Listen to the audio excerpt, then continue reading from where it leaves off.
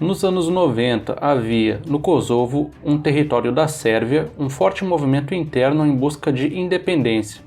O movimento, que iniciou de forma pacífica, começou a mudar ao final da década, quando o Exército de Libertação do Kosovo, um grupo paramilitar formado principalmente por membros de etnia albanesa, passou a realizar ataques contra o antigo exército iugoslavo e a polícia sérvia. As forças iugoslavas responderam e se iniciou uma violenta guerra civil, onde os sérvios foram acusados de cometer uma série de genocídios étnicos, especialmente contra a população albanesa e simpatizantes ou apoiadores do grupo paramilitar que lutava pela independência do Kosovo. Esse conflito ficou conhecido como a Guerra do Kosovo. Em 1999, diante da dificuldade de conseguir um acordo de paz e um cessar-fogo, a OTAN interveio, iniciando uma forte campanha militar de ataques aéreos contra a Iugoslávia. A Iugoslávia não representava nenhuma ameaça significativa ao grande poderio militar da OTAN, mas havia um homem em específico que mancharia a reputação das forças aéreas da OTAN naquele conflito. Era o coronel Zoltan Dani. Zoltan Dani era um coronel do exército iugoslavo e comandava uma bateria do sistema antiaéreo soviético do tipo S-125. Esse sistema de médio alcance havia sido projetado nos anos 50 e introduzido ao serviço ativo nos anos 60, ou seja, pode-se dizer, apesar das atualizações, que na Guerra do Kosovo, em 1999, o sistema antiaéreo comandado pelo coronel Zoltan tinha um projeto base de mais de 40 anos de idade. O coronel Zoltan havia estudado profundamente as táticas de supressão de defesas antiaéreas da OTAN nos conflitos anteriores, especialmente na Guerra do Golfo em 1991, e as conclusões que ele tirou de seus estudos se transformaram em lições que a sua unidade antiaérea adotaria naquele conflito. Uma das lições mais importantes foi a mobilidade. Ele havia notado que os sistemas antiaéreos fixos ou semimóveis eram alvos fáceis uma vez que suas posições fossem descobertas. O sistema antiaéreo que o coronel Zoltan operava tinha baixa mobilidade e levava cerca de 150 minutos para entrar ou sair da posição de tiro. Ele ordenou então que o número de lançadores fosse cortado pela metade, pois julgava naquele momento que a mobilidade era mais importante que o número de mísseis transportados a pronto uso. Com isso, ele conseguiu reduzir para aproximadamente 90 minutos o tempo de entrada e saída de operação. Outra importante lição implementada pelo coronel Zoltan foi o uso intermitente dos radares.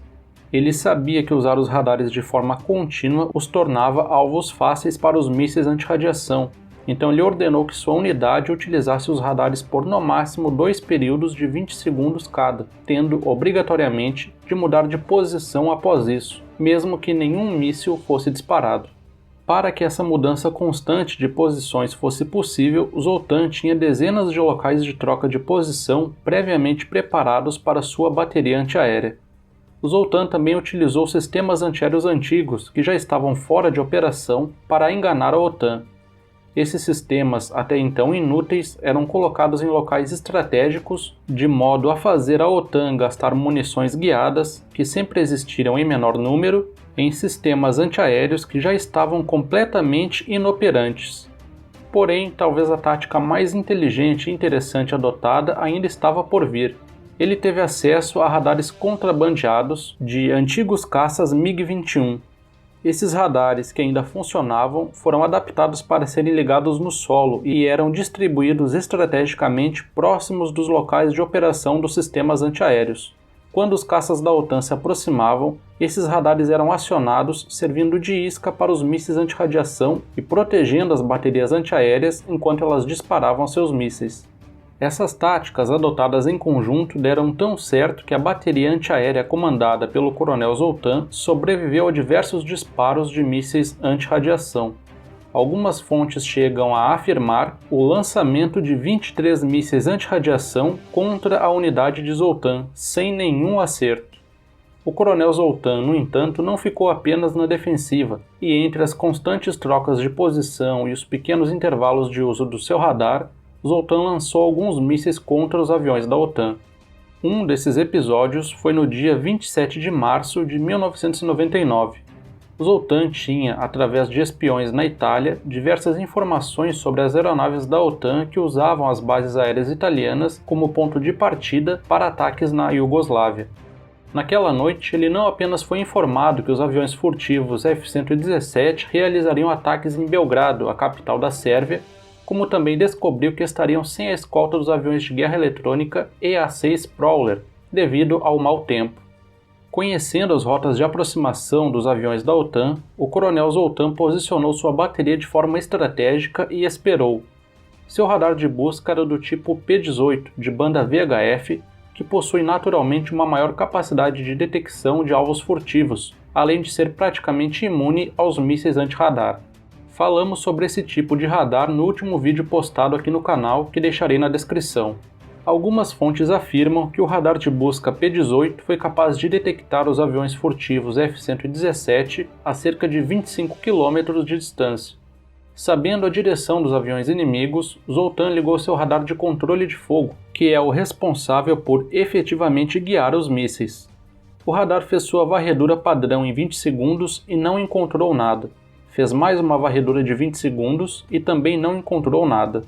Zoltán então quebrou suas próprias regras e ordenou uma terceira varredura de 20 segundos, momento em que seu radar de controle de fogo travou em um alvo a 13 km de distância e 8.000 metros de altitude.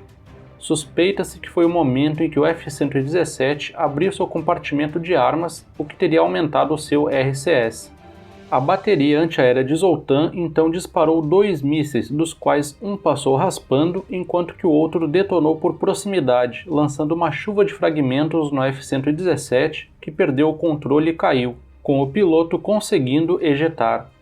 A bateria antiaérea de Zoltán ainda conseguiu atingir um outro avião furtivo do tipo F-117 no final de abril, mas que conseguiu pousar danificado e ainda abateu um F-16 no início de maio, embora em ambos os casos a unidade estivesse sob comando de um major que cobria o turno oposto, mas ainda seguindo as táticas do coronel Zoltán. A atuação do coronel Zoltán marcou uma grande humilhação pública para a OTAN. Um militar de um exército que estava longe de ser considerado uma ameaça séria, comandando uma bateria antiaérea cujo projeto base já tinha 40 anos de idade, escapou de dezenas de ataques de mísseis antirradiação e abateu um dos aviões de ataque mais modernos da época, além de danificar outro, marcando o único abate de um avião furtivo até os dias de hoje. Após quase 80 dias de bombardeios, a Iugoslávia cedeu e aceitou as exigências da OTAN, mas se houvessem mais homens do nível do coronel Zoltán em serviço, a OTAN certamente teria pagado um preço muito mais alto. Então galera, espero que tenham gostado do vídeo, continuem nos acompanhando, não deixe de se inscrever no canal e até a próxima.